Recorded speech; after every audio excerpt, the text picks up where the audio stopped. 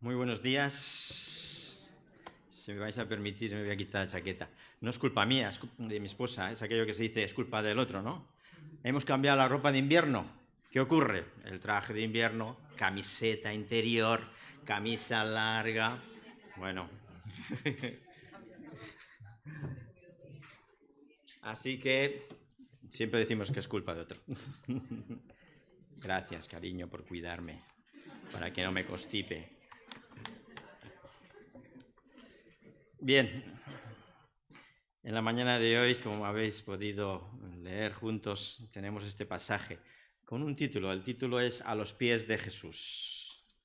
Hay una canción que últimamente estamos cantando, y no sé si es el título ese, A los pies de Jesús, ¿no? A los pies de su cruz, o a sus pies. Hasta el punto que me ha hecho reflexionar esta canción, y hoy os traigo algunos detalles, algunas ideas sobre este tema. A sus pies de Jesús. Ya digo, a mí personalmente me ha gustado, me ha ido bien, y espero que también, a mí me ha hecho bien, espero que también a vosotros os sea de mucha utilidad y bendición. También si hay alguien que nos está viendo en estos momentos, pues también para ellos. El hecho de sentarse a los pies de un rabí o maestro de la ley no era algo inusual ni extraño. Hay que comprender que en aquellos tiempos pues las circunstancias no eran las mismas que las actuales. Las comodidades no eran las mismas, ni mucho menos. Los lugares que hoy tenemos, la disposición que tenemos, los asientos, los escenarios donde se pueden exponer lecciones y enseñanzas, pues en aquel momento no eran absolutamente las mismas. Así que encontramos en la palabra de Dios varios hechos relacionados con personas que estuvieron a los pies de Jesús. ¿Queréis conocerlas? Son 4, yo he encontrado 4, ahora más, pero yo os voy a dar 4. Mira, la primera es el endemoniado Garadeno. Así que lo encontramos en Lucas capítulo 8, versículo 35. Lucas capítulo 8, versículo 35, encontramos a este hombre. Dice así, y saliendo a ver lo que había sucedido, el 35, sí. Y viendo a Jesús, y hallaron al hombre a quien había salido los demonios, sentado a los pies de Jesús. Este hombre estaba vestido y en su cabal juicio, y tuvieron miedo, se nos dice. Y saliendo, vieron lo que había sucedido. Dice que estaba a los pies de Jesús, vestido y en su cabal juicio. ¿Qué había acontecido? En esta imagen de después, contrasta con la imagen de antes. Este hombre que antes estaba atormentado por espíritus inmundos. Dice el versículo 27 de este capítulo 8. Dice así: al llegar él a tierra, vino a su encuentro un hombre de la ciudad endemoniado desde hacía mucho tiempo, y no vestía ropa, ni moraba en casa, sino en los sepulcros. Este, al ver a Jesús, lanzó un grito y postrándose a sus pies exclamó a gran voz: ¿qué tienes conmigo, Jesús, Hijo del Dios Altísimo? Te ruego que no me atormentes. Porque mandaba al espíritu inmundo que saliese del hombre, pues hacía mucho tiempo que se había apoderado de él. Y le ataban con cadenas y grillos, pero rompiendo las cadenas era impedido por el demonio a los desiertos. Ahora se sienta pacíficamente a los pies de Jesús. Estaba desnudo, pero ahora está vestido. Había sido controlado por un comportamiento salvaje y autodestructivo para él mismo. Pero ahora está en su juicio, se nos dice, en su cabal juicio. Y los demás dicen que tuvieron miedo. Nos sorprende esa respuesta por parte de todos. ¿Por qué la gente no se alegra de la liberación de ese hombre de los demonios? ¿Por qué le tienen miedo? Sí, es verdad, se nos comenta que este hombre estaba loco y vivía fuera de la ciudad, apartado de la vista de ellos, en lugares de tumbas. Y ahora está, dice, vestido y en su juicio. ¿Qué ocurrirá ahora? Pues ni más ni menos que tendrán que encontrar un lugar para él en la aldea. ¿Le dará a su familia la bienvenida? ¿Cómo se ganará la vida? ¿Volverá a ser peligroso? ¿Se enamorará de él alguna de sus hijas? Pero preguntémonos, ¿qué es realmente lo importante en esta historia? Pues yo considero que lo importante de esta historia es que ahora estaba a los pies de Jesús, mostrándole ni más ni menos su agradecimiento por el bien que le había hecho. Encontramos una segunda historia, ni más ni menos que de Jairo, un principal de la sinagoga. También en el libro de Lucas, capítulo 8, versículo 41, unos versículos más adelante. Lucas, capítulo 8, 41, se nos dice: entonces vino un varón llamado Jairo, que era principal de la sinagoga. Y se nos vuelve a decir: y postrándose a los pies de Jesús, le rogaba que entrase en su casa. El endemoniado se postró a los pies de Jesús, y este hombre, Jairo, un principal de la sinagoga, también se postra a los pies de Jesús. Se nos menciona que Jesús había sido recibido por una multitud gozosa que le esperaba. Y dentro de la multitud había un hombre, un padre de familia, que su hija de 12 años estaba a punto de morir. Fijaros cómo lo relata el pasaje del capítulo 8 de Lucas, versículo 40, dice: cuando volvió Jesús, le recibió la multitud con gozo, porque todos esperaban a Jesús. Entonces vino un varón llamado Jairo, que era principal de la sinagoga, y postrándose a los pies de Jesús le rogaba que entrase en su casa, porque tenía una hija única, como de 12 años, que se estaba muriendo. Y aún sigue diciendo: y la multitud le apretaba y lo oprimía. Y ahora acontece otra siguiente historia, de que una mujer que perdía flujo de sangre interrumpe, ni más ni menos, esa conversación de Jairo con Jesús.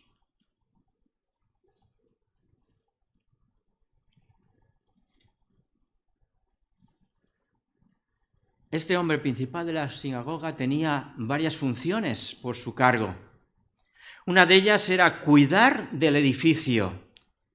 Esto implicaba que era un hombre de confianza. Una segunda es también tener todo preparado para los servicios, lo que significaba que era un hombre responsable. Una tercera, cuidar de los rollos sagrados. Esto indicaba que tenía autoridad espiritual. Y como se nos menciona el texto, dice: y era conocido y respetado por la comunidad. Y esto nos muestra que tenía un buen testimonio. Jairo no tuvo vergüenza de postrarse a los pies de Jesús. Él le explicó su angustia y le explicó que fuera a su casa. Mientras iban de camino, según se nos relata el pasaje, una mujer entretiene a Jesús. Pero en ese momento acontece que vienen a informar a Jairo de lo que había sucedido, lo que se esperaba que sucediera. Fijaros en el versículo 49 de este mismo capítulo 8. Dice, estaba hablando aún cuando vino uno de la casa del principal de la sinagoga a decirle a Jairo, tu hija ha muerto. Lo que esperábamos que aconteciera ha sucedido. No molestes ya al maestro, tu hija ha muerto. No molestes más, dice al maestro. Jairo tenía solamente dos opciones. Una, pedir a Jesús que se olvidara del asunto que le había tratado anteriormente. Otra, creer que Jesús podía arreglar lo que había sucedido. ¿Y qué le contesta Jesús a Jairo? Dice el versículo 50, dice, oyendo Jesús el hecho de que le decían que su hija había muerto, él les dijo, no temas, cree solamente y ella será sanada, será salva, será sanada. Jesús simplemente le dice, no temas, cree, tu hija será sanada, ten fe. 2 páginas más adelante de este libro de Lucas encontramos a otro personaje. En el capítulo 10, versículo 39, aquí encontramos a María, sentada. ¿Dónde creéis que estaba sentada María? A los pies de Jesús. Este versículo 39 del capítulo 10 de Lucas dice, esta tenía una hermana que se llamaba Marta, María. Esta tenía una hermana que se llamaba María, la cual sentándose a los pies de Jesús, oía su palabra. A Jesús le gustaba hospedarse en casa de Lázaro, Marta y María. Eso lo sabemos, allí en Betania. Porque allí tenía buenos amigos que lo querían, lo acogían con gusto, eran amigos y confidentes de Jesús.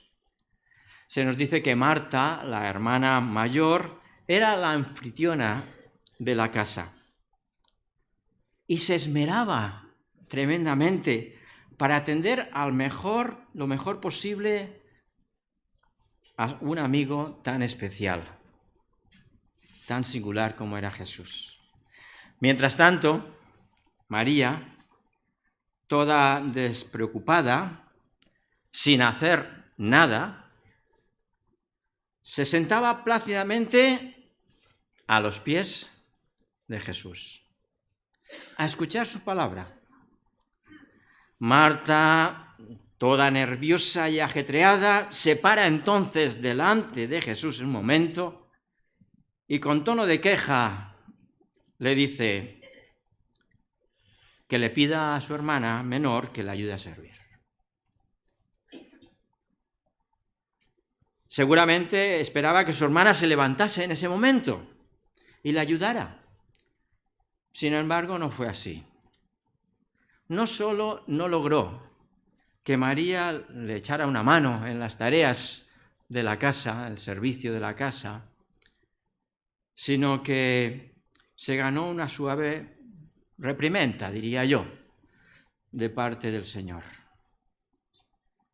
Dice en este versículo 42, pero solo una cosa es necesario, y María ha escogido la buena parte.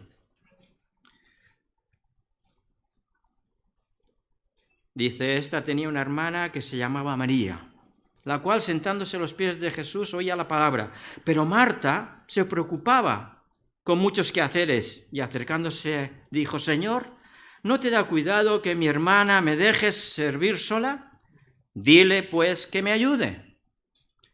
Respondiendo Jesús le dijo, Marta, Marta, afana y turbada, estás con muchas cosas, pero solo una cosa es necesaria, y María ha escogido la buena parte, la cual no les será quitada. No se trata de preferir a una de las dos actitudes, ni a Marta ni a María. ¿Qué actitudes crees que es la mejor? No se trata de decidir una de las mejores actitudes. ¿Cuál crees que es la mejor? María. Sino que yo creo que las dos van unidas, ¿no? En la vida diaria, nuestra vida, van unidas. La oración y la acción. La oración y la acción. El escucha y el servicio. Tanto una como otra son necesarias. Os cuento una historia. Se trataba de un famoso científico que quiso realizar una expedición por el Amazonas. Era una eminencia del saber. Al llegar, pidió a uno de los naturales del lugar que le llevara con su barca río adentro. El joven aceptó con gusto. Durante la travesía, el sabio preguntó al joven: ¿sabes astronomía? No. ¿Y matemáticas? Tampoco.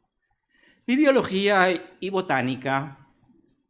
No, yo no sé nada de esas cosas, señor, le respondió el muchacho, algo confundido. Yo solo sé remar y nadar. Qué pena, le dijo el científico. Has perdido la mitad de tu vida. Y guardaron silencio. Al cabo de una media hora se precipitó una tormenta tropical y la barca amenazaba naufragar. Entonces el muchacho preguntó al científico: ¿sabe usted nadar, señor? No, contestó. Y él, en tono apenado, le dijo: pues usted ha perdido toda su vida. Esta historia nos puede ayudar a comprender que hay cosas buenas y necesarias, pero que no son las más importantes de la vida. Mientras otras, aunque sean aparentemente menos importantes, son las más fundamentales. Un tercer personaje. Vamos ahora al Evangelio de Juan. Juan, capítulo 12, versículo 3.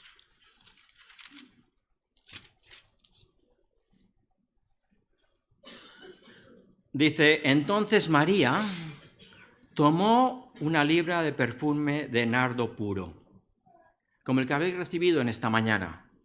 Creo que casi todos, a no ser que hayas llegado tarde. De mucho precio, sin duda. ¿Qué ungió María? Ungió los pies de Jesús y los enjugó con sus cabellos, y la casa se llenó de olor de aquel perfume. Dice que tomó un perfume de gran precio. Nuevamente Jesús está en casa de Lázaro, Marta y María. Dice, 6 días antes de la Pascua vino Jesús a Betania, donde estaba Lázaro, versículo 1. Tanto María como sus hermanos estaban profundamente agradecidos por lo que el Señor había hecho con Lázaro, ni más ni menos que resucitarlo. Ahora María quería responder mostrándole su amor hacia él, ni más ni menos que ungiendo sus pies. El nardo que habéis recibido en esta mañana es una planta original de la India, cuyo aceite se usaba como perfume y ungüento. Una libra equivalía a unos 327 gramos, una cantidad enorme que hubiera servido para muchos años, ya que el nardo puro era altamente concentrado. En cuanto a su precio, Judas hizo una estimación rápida y calculó que podía valer unos 300 denarios. El sueldo, se nos menciona en Mateo 22, el sueldo de un denario era el jornal de un día. Es decir, que para un milionista,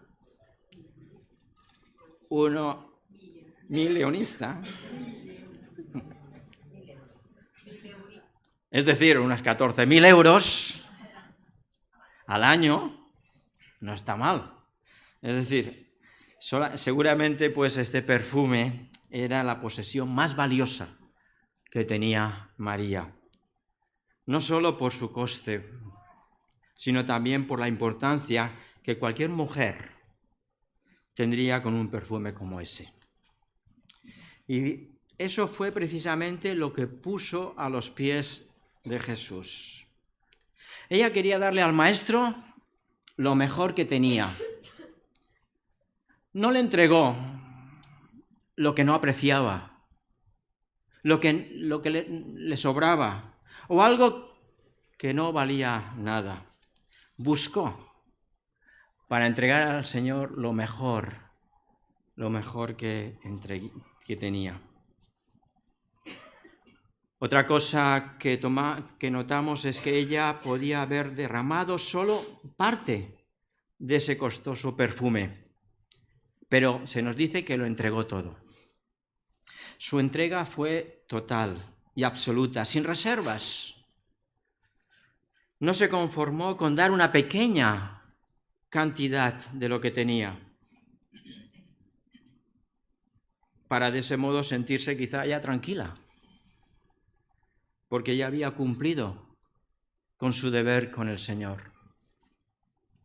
No, ella lo dio todo.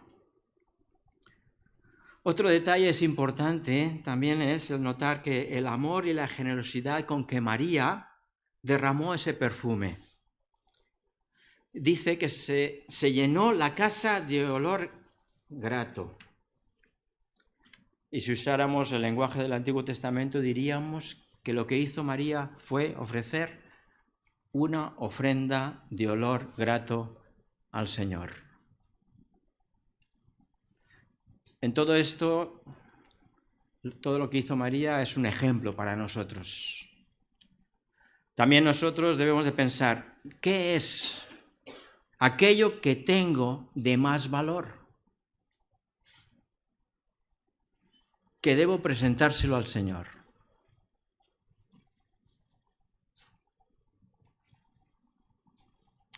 Además, creo que es de resaltar la forma en que ella lo ofreció. Se nos dice que ungiendo los pies de Jesús, los enjugó con sus cabellos. Era normal lavar los pies y ungir con algún ungüento a los invitados, dado que aquella zona de calor intenso, las sandalias no protegían el sol ni el polvo del camino. Tampoco había nada extraño en el hecho de que fuera una mujer la que hiciera esa función. Pero lo que no era normal es que se ungieran con un perfume tan costoso y que luego los enjugara con sus cabellos. Tal vez podemos pensar que un perfume así habría sido más apropiado usarlo para ungir la cabeza de Jesús en lugar de los pies. Pero en ese momento María sentía el respeto por el Señor que solo se atrevía a estar a sus pies. De hecho, encontramos a María, que aparece en los Evangelios, con esa actitud, a los pies de Jesús, como hemos visto antes. También, en el versículo 32 de Juan 11, María, cuando llegó a donde estaba Jesús, al verle, se postró a sus pies, diciéndole, Señor, si hubieras estado aquí, no habría muerto mi hermano. Y ahora nuevamente, ella se pone a los pies de Jesús, buscando el consuelo, la gratitud y la adoración. Imaginamos que para poder ungir aquellos pies con sus cabellos tuvo que haber estado prácticamente postrada, con su rostro en el suelo.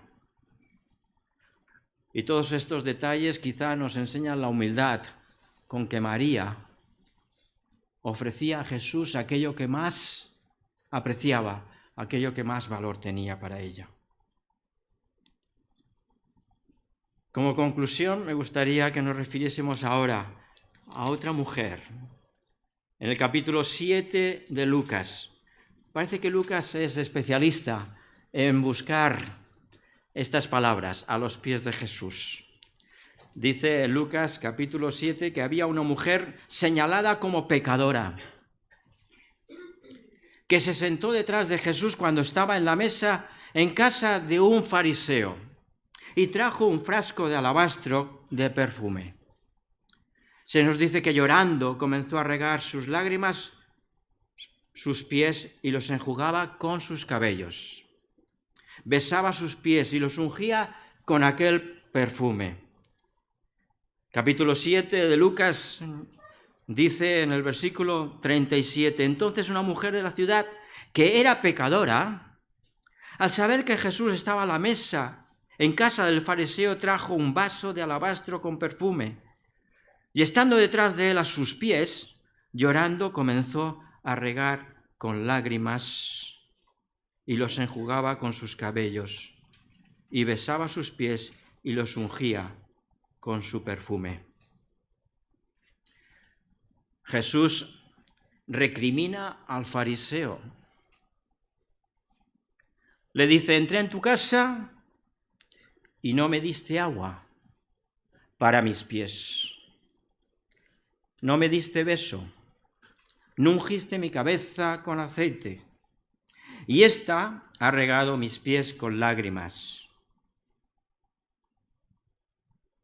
Los ha enjugado con sus cabellos y no ha cesado de besar mis pies y los ha ungido con aceite. Y el versículo 42 de Lucas 7.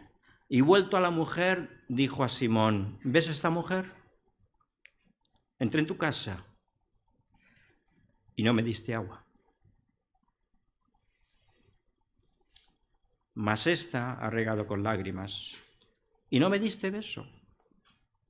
Ella no ha cesado de besar mis pies. No ungiste mi cabeza con aceite. Y a la mujer le dijo, tus pecados te son perdonados. Y esta mañana yo te pregunto, ¿quieres recibir el perdón de tus pecados? Ven a los pies de Jesús.